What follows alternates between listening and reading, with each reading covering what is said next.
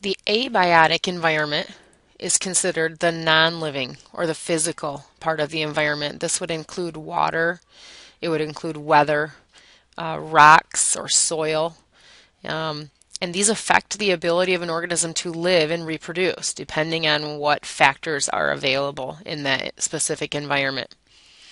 Some other examples: intensity of light, temperature range, how much moisture they get, and also what is the supply of gases like oxygen or carbon dioxide that they will need in order to survive.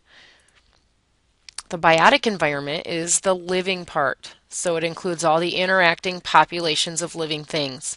This would include predators or prey, or other types of the community of organisms that live there. The biotic factors affect both the living and the non-living parts. It includes how they interact and also what their waste products are and how those can become reusable.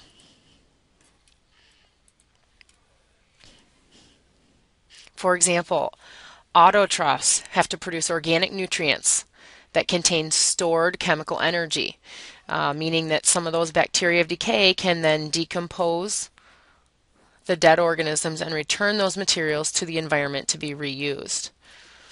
Number two, the consuming of one organism by another transfers energy within that ecosystem. So two living things are influencing each other in that way. And number three, the branches and leaves of large trees limit the kinds of smaller plants that can live in the shade that they produce. And number four, the flowers are pollinated by the activities of insects. So those examples are showing how the living factors can influence each other in one specific location.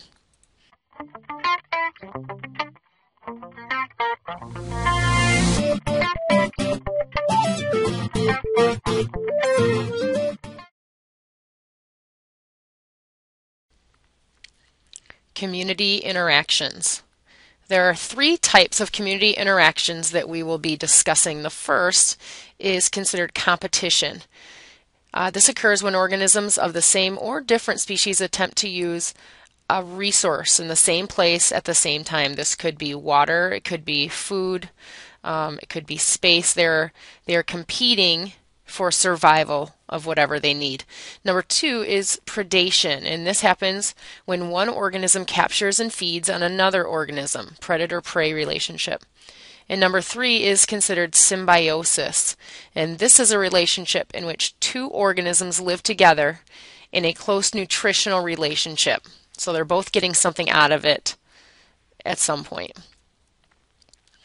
So again, this is an example of a symbiotic relationship. You will notice that there is a bird sitting in the mouth of an alligator. The reason that this is considered a symbiotic relationship is that that bird is getting food by picking out some food from the teeth of the alligator. What the alligator is getting is it is getting free dental visit. It's getting its teeth cleaned. And that is going to allow that alligator to survive longer in the future as well. There are three different types of symbiosis. One is called commensalism. This type of symbiosis is when one organism benefits from this relationship and the other doesn't benefit or harmed. And this is represented as a positive or zero. There are some various examples of that. Barnacles on a whale, remoras on sharks. The second is mutualism, and this is when both organisms benefit, as we said in the previous picture.